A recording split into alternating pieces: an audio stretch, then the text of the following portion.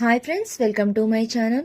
బందీగా ఉన్న భూమి దగ్గరికి గగన్ వెళ్ళి భూమి కట్లన్నీ విప్పేసి ఇక భూమిని ప్రేమగా హగ్ చేసుకుని ముద్దు పెట్టి భూమి ఇక్కడి నుంచి వెళ్దాం అని అయితే అంటూ ఉంటాడు.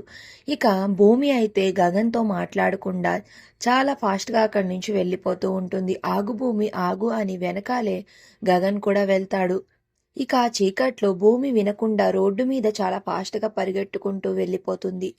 ఆగు భూమి, ఏమైంది, ఎందుకు అలా పరిగెట్టుకుంటూ వెళ్ళిపోతున్నావు అని గగన్ కూడా చాలా ఫాస్ట్గా వెళ్తూ ఉంటాడు. ఇక అప్పుడే సూర్య కార్లో వచ్చి సడన్ గా అడ్డుగా నిలబెడతాడు గగన్కి. ఒరే గగన్, భూమి ఏంట్రా నువ్వు కనిపించేసరికి ప్రేమగా హక్ చేసుకోకుండా ఇలా పారిపోతుంది అని అనుకుంటున్నావా? భూమి వేసుకున్న స్వెటర్లో బాంబ్ పెట్టాన్రా, అందుకే దగ్గరికి వెళ్తే నువ్వెక్కడ చస్తావో అని అది ఫాస్ట్గా వెళ్ళిపోతుంది అని అయితే నిజాన్ని సూర్య చెప్తాడు. ఇక అది విని ఒక్కసారిగా గగన్ అయితే బాధగా అలా చూస్తూ ఉంటే ఇక సూర్య చాలా కోపంగా గగన్ని కార్ కేసి గట్టిగా కొడుతూ ఇక కింద పడేసి వాడి తలతో కూడా గగన్ తలని గట్టిగా కొడుతూ ఉంటాడు.